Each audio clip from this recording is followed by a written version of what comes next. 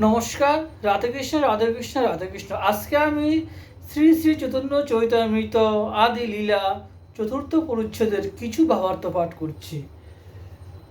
ত্রিলোকের স্বর্গ মর্ত পাতালের মধ্যে পৃথিবী ধন্যা, কারণ এইখানে বৃন্দাবনপুরী, এইখানেও গোপীগণ ধন্যা, যাহাদের মধ্যে আমার রাধা নামমণি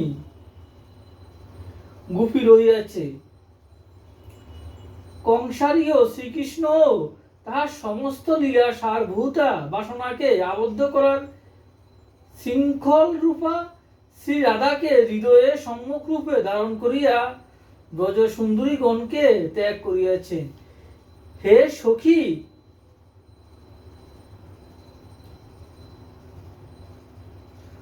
অনুরঞ্জনে তারা সমস্ত গোপীবর্গের আনন্দ উৎপাদন করিয়া নীল পদ্মশ্রেণী অপেক্ষাও শ্যামল কোমল অঙ্গসমূহ দ্বারা তাহাদের হৃদয়ে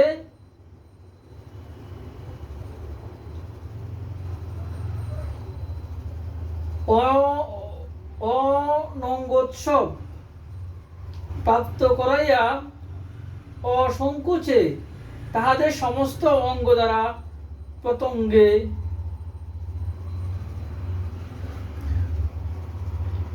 আলিঙ্গনাবদ্ধ হইয়া মূর্তিমান সিংহার সদৃশ মধুমাসে মুগ্ধ শ্রীকৃষ্ণ ক্রিয়া করিতেছেন। রাধেকৃষ্ণ রাধেকৃষ্ণ রাধেকৃষ্ণ।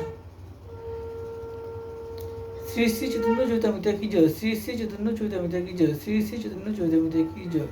রাধেকৃষ্ণ রাধেকৃষ্ণ রাধেকৃষ্ণ। শ্রী শ্রী রাধেকৃষ্ণ গোপাল শ্রীমদ ভগবদ্গীতা কি জয়।